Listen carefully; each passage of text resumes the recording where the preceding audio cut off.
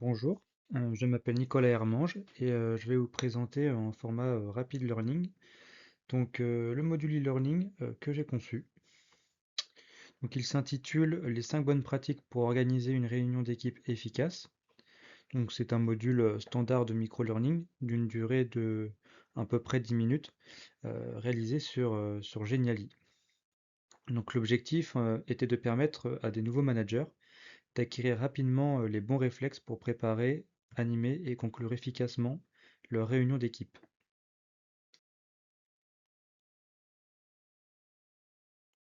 La problématique de départ en fait est claire. Dans beaucoup d'entreprises, les réunions sont trop longues, mal préparées et souvent inefficaces. En tout cas, c'est ce que j'ai perçu moi de mon expérience. Donc les nouveaux managers, donc en particulier, manquent parfois de repères pour conduire des réunions productives et engageantes. Donc mon module a donc pour but de leur fournir des pratiques simples, concrètes et applicables immédiatement. Donc le public cible. Donc le public cible est composé de nouveaux managers, donc souvent jeunes dans leur rôle, qui cherchent à développer leurs compétences en management et en communication d'équipe. Donc le format micro-learning a été choisi pour s'adapter à leur rythme. Il permet un apprentissage rapide, autonome et facilement accessible, même sur un temps de pause.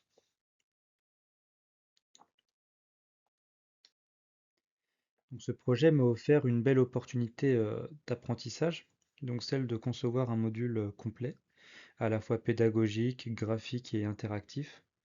Donc l'enjeu était de produire un contenu professionnel euh, en peu de temps, en appliquant les principes du rapid learning à la présentation elle-même. Donc mon objectif, donc, c'était vraiment de montrer qu'on peut présenter un projet de micro-learning de manière claire, rythmée et synthétique.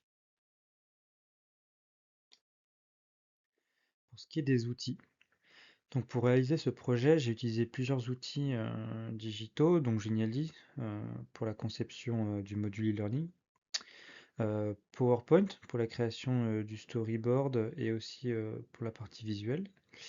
Euh, et j'ai aussi utilisé Word pour le scénario pédagogique et donc Trello pour la gestion du projet et le suivi des tâches.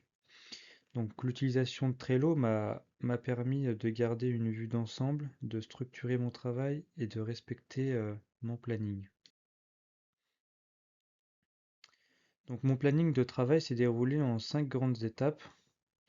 Donc semaine 1, analyse du besoin et définition des objectifs pédagogiques. Semaine 2 et 3, conception du storyboard et choix des visuels. Semaine 4 et 5, production du module sur Geniali. Et semaine 6, test et relecture. Et pour terminer, la semaine 7, finalisation et préparation du pitch. Ce suivi m'a permis de travailler efficacement tout en gardant une cohérence entre pédagogie et design. Donc pour le suivi, j'ai utilisé Trello comme outil principal de suivi. Donc il m'a aidé à organiser le projet étape par étape, donc conception, design, test, finalisation, etc. Donc cet outil m'a permis de gérer mon temps, de visualiser la progression et d'éviter donc tout simplement les oublis, ce qui a été essentiel dans un format de travail en autonomie. Donc même si j'ai été seul concepteur du module, j'ai travaillé avec l'aide de mes proches qui ont joué le rôle de testeurs. Donc leur relecture et parfois leur feedback m'ont permis en fait d'ajuster certains éléments, d'améliorer la clarté des consignes et en fait de rendre aussi la navigation plus fluide. Pour ce qui est des points forts et des points faibles, donc là j'ai pas tout mis, mais durant ce projet j'ai pu identifier mes forces et mes axes d'amélioration. Donc déjà je suis quelqu'un qui n'a pas forcément une très bonne organisation de base. Euh, donc grâce à Trello j'ai pu vraiment nettement améliorer ça. Euh, Aussi pour ce qui est du côté autonomie et rigueur dans le travail.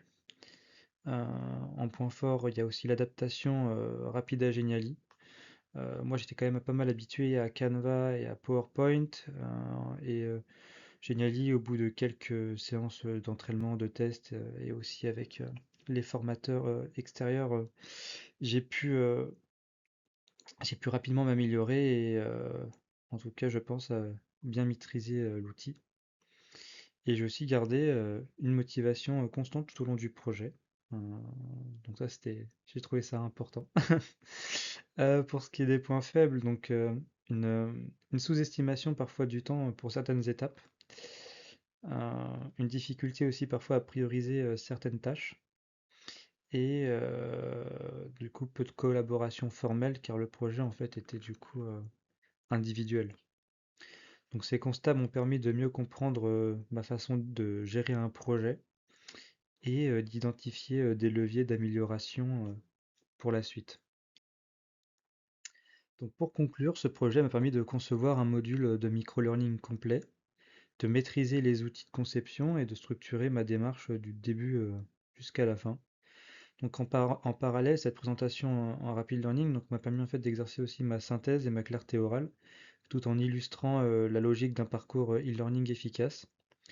Donc à l'avenir, j'aimerais approfondir la création de modules plus immersifs, puis intégrant aussi des cas pratiques et, euh, et de l'audio. Donc voilà, merci pour votre attention.